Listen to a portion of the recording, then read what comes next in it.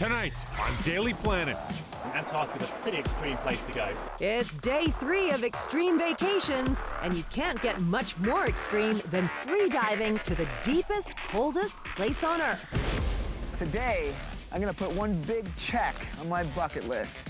And our very own Sean McShane straps on skis and a surfboard for a pretty epic day on Vancouver Island. And for everyone who hasn't had the chance to skydive or free fall from a plane, we give you the ultimate and extreme ride from the sky. We're taking you on a once-in-a-lifetime adventure. 1, 2, 3.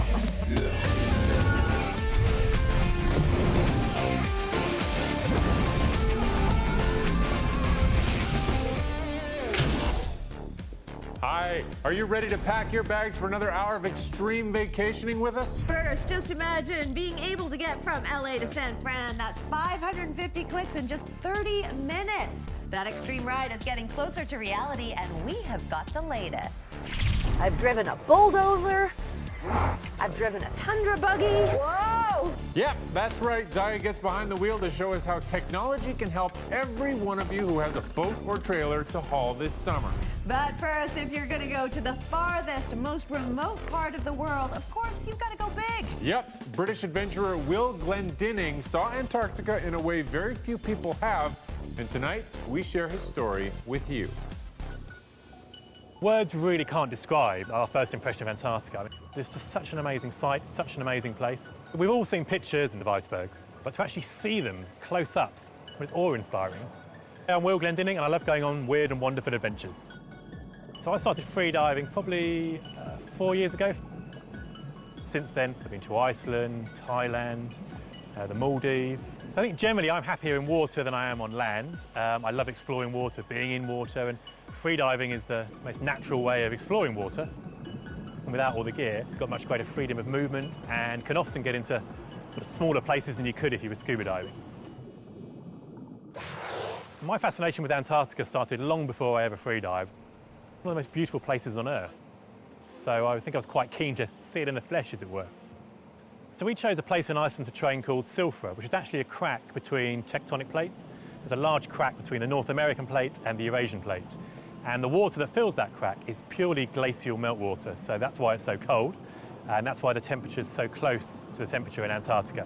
We spent a bit of time there testing the gear we were going to use, and frankly just getting used to the cold water and diving in those conditions. We decided to sail to Antarctica so that we had more freedom of movement once we were there. We sailed from Chile, from the bottom of South America, as far south as we could till the sea ice stopped us. It's night time again, and we've been sailing across Drake Passage for a day and a bit now. To get the most out of our expedition, we were sailing 24/7, and during the day we'd navigate visually because we could see the icebergs, and then at night we'd have a 24-hour watch system using radar where we needed to. We'll see up to 6 miles ahead. If we see any icebergs, we'll see them way before they get anywhere near the boat. Today, much like yesterday, it's windy, choppy and wet. Then it was a further 2-3 days to reach Marguerite Bay, which is where we were heading. When we first saw the beautiful cliffs and the glaciers, it's really hard to put into words. I mean, it's just vast. There's no sense of scale either. I mean, things that look quite close to you, quite far away. It was such a relief to finally get in the water. We discovered all these amazing ice caves, diving under icebergs. It's just incredible. It was like being in the world's biggest sculpture park. Every time we turned around, every time we dived under in a new area, the ice sculptures, the shapes, the caves, crystalline caverns that we were diving through, and it was just astonishing. It was beautiful. So when we're freediving, the only thing that's really exposed is our forehead and our chin. Everything else is pretty much covered. I wouldn't say we were warm, but you're absolutely fine for about an hour. After 2 hours, we definitely started feeling cold at the extremities, so in our fingertips and in our toes. I think the longest we probably spent underwater at any one time was probably 2 or 3 minutes. Of course, being in Antarctica, you're surrounded by glaciers sort of rolling and crashing into the ocean. What we hadn't realised, though, is what this sounds like underwater. You've no idea whether this thing creating the noise is 50 metres away or 5 miles away. So we got very good at judging which icebergs were safe to dive in and around and which ones we were best steering clear of. So any that were sort of 10, 15, 20 stories high, we just went nowhere near. So we'd have no chance of escaping those if they collapsed. Whilst the most amazing things we saw was the ice, there was, of course, all the wildlife, so seals, penguins and whales. So we spent a long time trying to find humpbacks.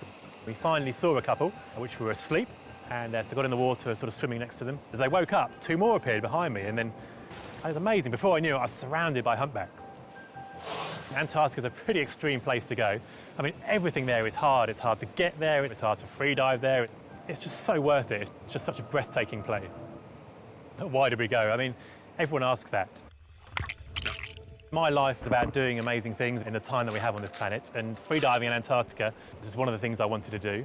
Just visiting a place that's made of water and defined by water and has been created by water, I mean, it just seems like a natural pilgrimage to me. That more people have actually been walking in space than have been freediving in Antarctica. It was just a great challenge, and I'd love to go back and do it again.